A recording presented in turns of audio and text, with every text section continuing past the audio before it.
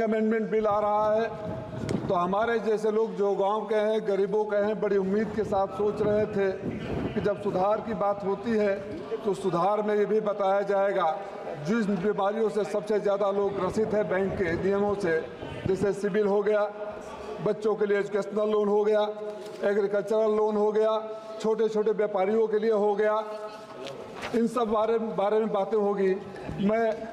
मैं ये नहीं कहने इंदिरा जी और अटल बिहारी वाजपेयी जी का नाम नहीं लूँगा, मैं जानता हूँ निकाल दिया जाएगा, लेकिन ज़रूर उम्मीद कर रहा था कि 2000 रुपये के नोट में जो चिप थे बता दिया जाएगा कि कहाँ गए और वो चिप 2000 रुपये के नोट क्यों गायब हो गए। मैं इलीगल थे इसलिए मैं ये भी उम्मीद कर रहा था कि अब तक बता दिया जाएगा बैंकिंग लॉ में अमेंड करके कि जो 15 लाख रुपए आ गए थे वो कब और कैसे बांटे जाएंगे। लेकिन फिर ख्याल आया कि हम किन लोगों से उम्मीद कर रहे हैं। इनके लिए 2 लाइनों के बाद बात करेंगे। इनसे ना उम्मीद करो इतनी सादगी के साथ, इनसे ना उम्मीद करो इतनी सादगी के साथ, ये दौर अलग हैं, ये लोग अलग हैं। अगर इस दौर में इनसे वफा ढूंढ रहे हो तो बड़े नादान हो, जहर की शीशी में दवा ढूंढ रहे हो।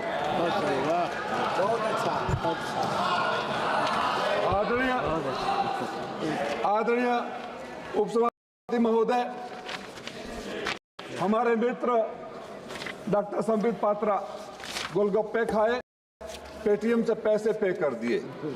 2%, 1-1.5% के हिसाब से कितना पैसा कहाँ चला गया।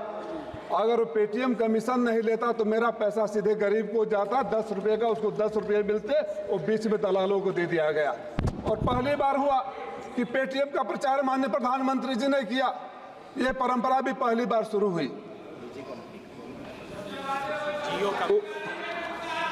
उपसभापति महोदय, पिछले 3 सालों में बड़ी अच्छी टर्मिनोलॉजी लाते हैं लोग। मैंने एक पोस्ट कर दिया था, पिछले 3 सालों में उद्योगपतियों के 5,64,365 करोड़ रुपया राइट ऑफ कर दिए गए। अलीगढ़ के हैं। अगर ये कहा जाएगा अलीगढ़ के हैं कि माफ कर दिए तो आप कहेंगे नहीं राइट ऑफ कर दिए। मैं आज आपसे अपने नेता के सामने मांग करता हूं कि देश के किसानों के ऊपर चाहे जितना भी कर्ज हो सबको राइट ऑफ करने की घोषणा कर दो, हम स्वागत करेंगे। ठीक बात। ये आपकी बुद्धि कहीं और नहीं आती है। आपने चौथी सबसे बड़ी अर्थव्यवस्था की बात करते हैं, तीसरी सबसे बड़ी अर्थव्यवस्था की बात करते हैं। हमारे जैसे लोग तब सदन में नहीं थे, लेकिन टीवी पर सुनकर हमारा सीना चौड़ा हो जाता था जब कोई कहता था कि देश में रुपए के केवल कीमत ही नहीं गिरती है, देश का स्वाभिमान भी गिरता है। तो हमें लगा था कोई आएगा स्वाभिमान बढ़ाएगा। मैं तो आपसे जानना चाहता हूं कि देश के स्वाभिमान को किस रसातल में आप भेज दिए और कहां तक गिराने का इरादा है। चौथी अर्थव्यवस्था हो जाएगी, डॉलर की कीमत के सामने रुपए की कीमत खत्म हो जाएगी और आप अपनी पीठ थपथपाएंगे। इस देश की वो बैंकिंग सिस्टम है जो गरीबों के घर से दिन भर की कमाई निकालता है। मैडम, मैं आपसे अनुरोध करूंगा, विचार जरूर करिएगा कि अगर गरीब दिन भर सब्जी खरीदता है और रात को बैंक में डालता है, अगले दिन बैंक में डालता है, फिर निकालता है, तो अपने पैसे पर ट्रांजैक्शन फीस। पहली बार इस देश ने यह भी देखा कि गरीब जितनी बार बैंक में जाएगा, बैंक से पैसा लेकर आएगा, कुछ न कुछ आपको देगा। आप तो मंदिर के उस महंत की तरह हो गए कि जब जाएंगे कुछ देकर आएंगे। ये तो ठीक नहीं है। इस देश में मैं बड़ी लड़ाई लड़ा, सदन में नहीं था, एजुकेशनल लोन के लिए। आप जब नियम निकालते हैं छात्रों के एजुकेशनल लोन के लिए तो बड़ी अच्छी तस्वीर पेश करते हैं। एक तो हमारा मामला पार्लियामेंट की कमेटी ने हल किया था। जब बच्चे जाते थे एजुकेशनल लोन के लिए तो 50% का मार्क्स या बैंकों से नियरेस्ट दूरी का। बैंक एजुकेशनल लोन के लिए जहां लड़का पढ़कर साक्षर होगा, आप 9%, 10%, 12%, 14%, 4 लाख से ऊपर कोलेटरल सिक्योरिटी की बात करते हैं। और कोई व्यापारी ले चला जाता है तो उसके लिए कोलेटरल सिक्योरिटी है या नहीं है मुझे तो नहीं पता है, लेकिन अगर आपने रिकॉर्ड मार्जिन का बनाया है तो देश ने वो रिकॉर्ड भी देखा है कि सबसे ज्यादा पैसा देश का विदेशों में लेकर चले गए और वो भाई लोग नहीं आए।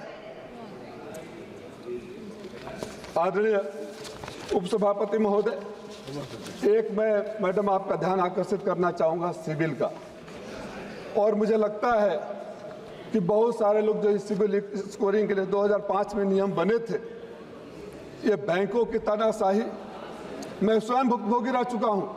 लड़ाई लड़ते लड़ते एमपी बना तो शायद उसका समाधान अब हो रहा है। आप एनपीए ना हो, अच्छे इंटेंशन के साथ ही आया था, तभी सरकार लाई थी, लेकिन ये एक तरफा कानून।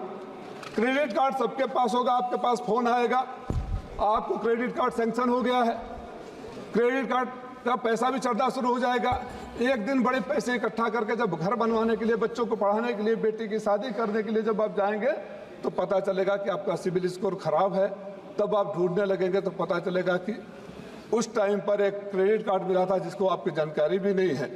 बैंक एक तरफा इंफॉर्मेशन लेते हैं, गरीबों का सिविल खराब कर देते हैं, मध्यम वर्गीय लोगों का सिविल खराब कर देते हैं, और जब उसको अपनी जरूरत पड़ती है, कोई तो सिस्टम ऐसा होना चाहिए ना कि जब दोनों तरफ की बातें सुने, बैंक के पास अगर इंफॉर्मेशन जाता है कि ये आपने पेमेंट नहीं किया या यहाँ डिफॉल्टर है, तो बैंक एक बार पूछता है, चाहे सिविल से एक मेल आता, you have received this information from the bank, kindly clarify if you are a defaulter और यू पेड दैट अमाउंट, उसके बाद करना चाहिए।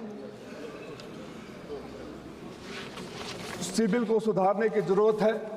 मैं तो समय पता नहीं कितना है, 2005 में एक बैंक से लोन लिया था घर बनाने के लिए, 15 साल तक लगातार बिना एक सिंगल डिफॉल्ट के पे कर दिया।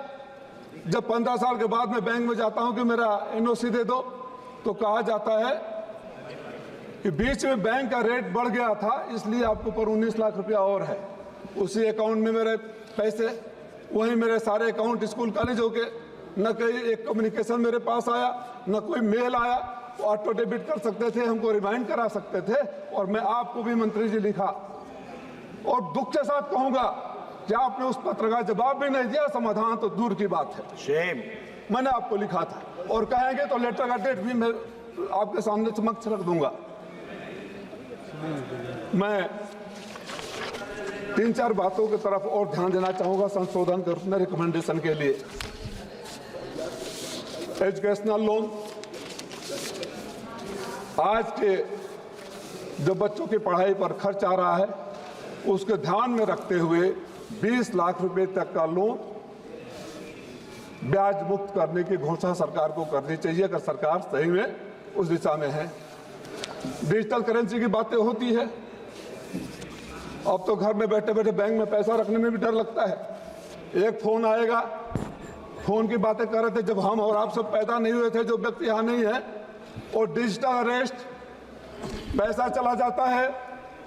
ये आप ही के टेक्नोलॉजी की देन है ना। नंबर 1 फ्रॉड यूपी में हो रहा है, सबसे ज्यादा फ्रॉड हमारे यूपी में है। लाखों में नॉमिनी का नाम बढ़ा दिया। क्या बताने का कष्ट करेंगे इस सदन को कि अगर मेरे लाकर में करोड़ों रुपया है और चोरी हो गए या गायब हो गए, तो बैंक की लायबिलिटी कितने की बनती है? जहां तक मेरी जानकारी है, बैंक की कोई लायबिलिटी नहीं है। 1 लाख रुपया तक यूपी में 37 लाख से एक साथ चोरी हो गए थे। कानपुर में लॉकर चोरी, गाजियाबाद में लॉकर चोरी हुई, कानपुर में हुए, गाजियाबाद में हुए, आंध्रा में हुए, कुर्ग में हुए। कितना आप निकालेंगे तो आपके पास लिस्ट आ जाएगा। लाकर में आदमी मेहनत का पैसा ले जाकर रखता है, आप फीस लेते हैं, लेकिन पैसा गायब हो गया तो कोई जिम्मेदारी नहीं।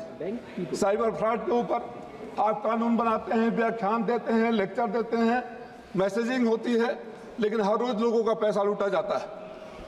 मैं गरीब व्यापारियों के लिए जो कर्ज दिए जाते हैं, उनको मैं 20 लाख रुपया, शिक्षा लोन पर मैं 20 लाख रुपया, और किसानों का फिर मैं मांग करूंगा।